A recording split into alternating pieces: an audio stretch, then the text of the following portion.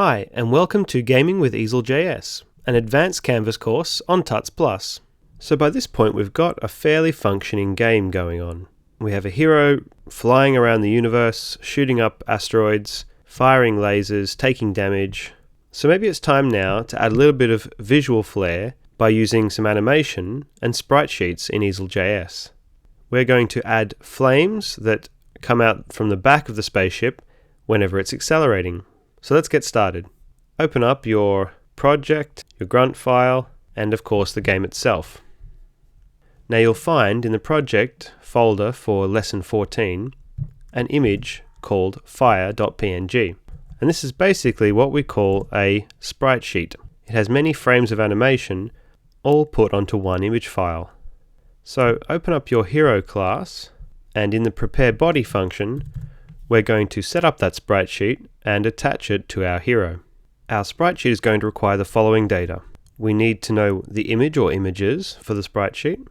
In this case we just have the one fire.png, and we'll need to know some stuff about the frames.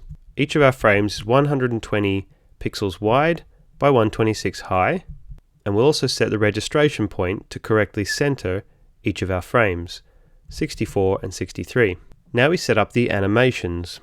I've broken our fire sprite sheet into 3 animations. The first is the fire starting up, which is frames 0 to I think 8 or 9.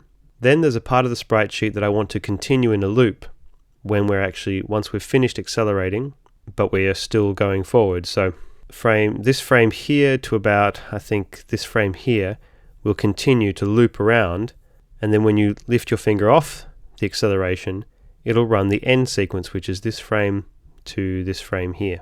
Then we have a stop frame, which is just the last frame.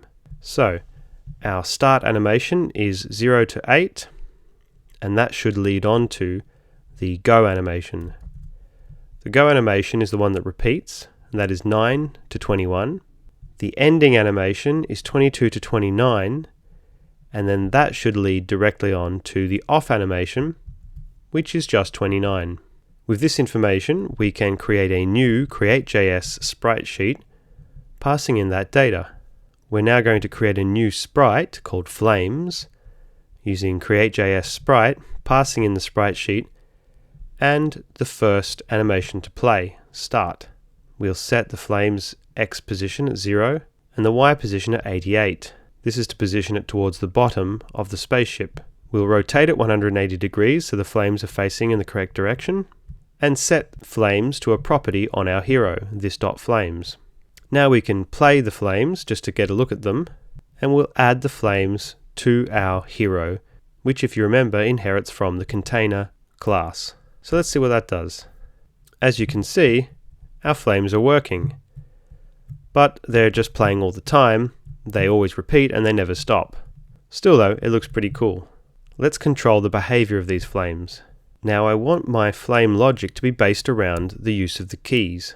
So I really only want the flames to play if we're pressing the move up key. So our process actions already creates an actions variable that will have that key if it's being pressed, but now I want to return it as well, so that we don't have to retrieve them twice.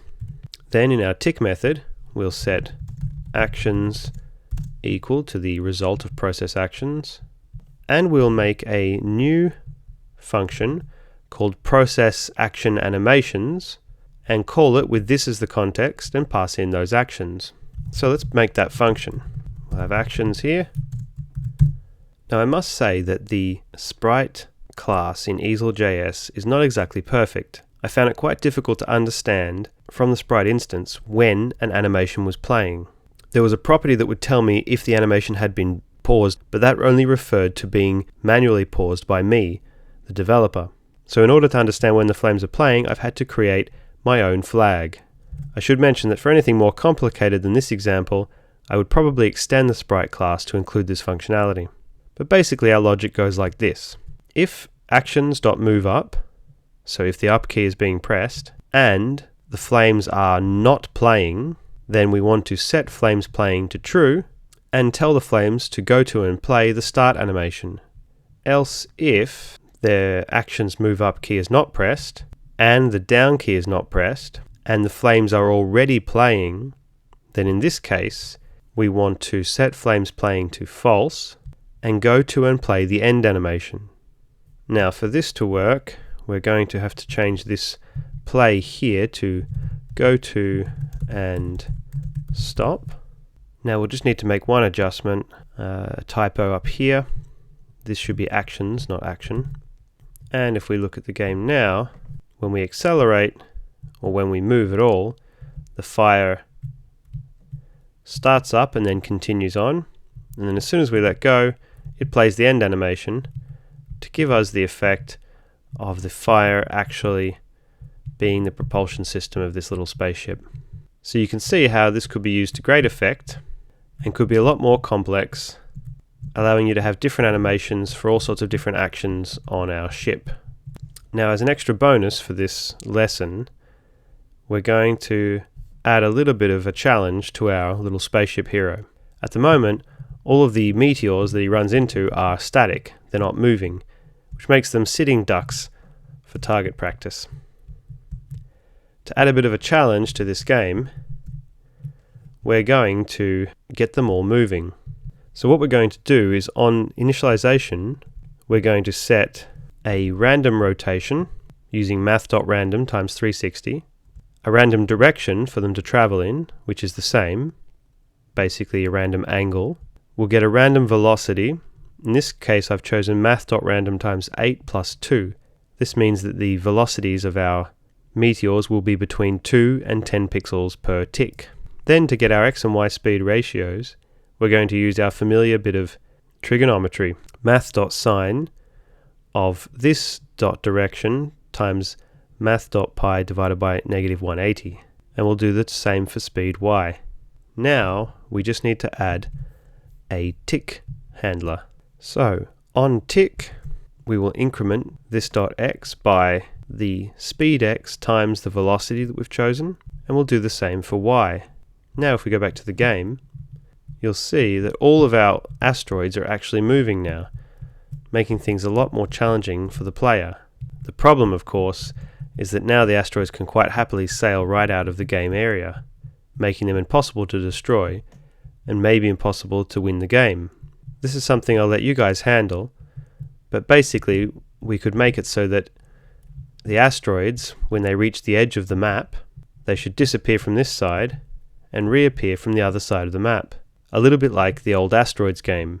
Given that that would probably be common behavior for all game objects, it'd be a good opportunity to create a superclass of game object for our hero and our meteor and anything else to inherit from. Well, that's all for this lesson.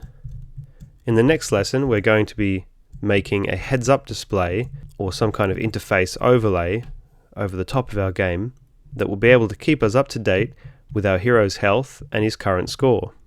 So I hope you'll join me for that. Ciao!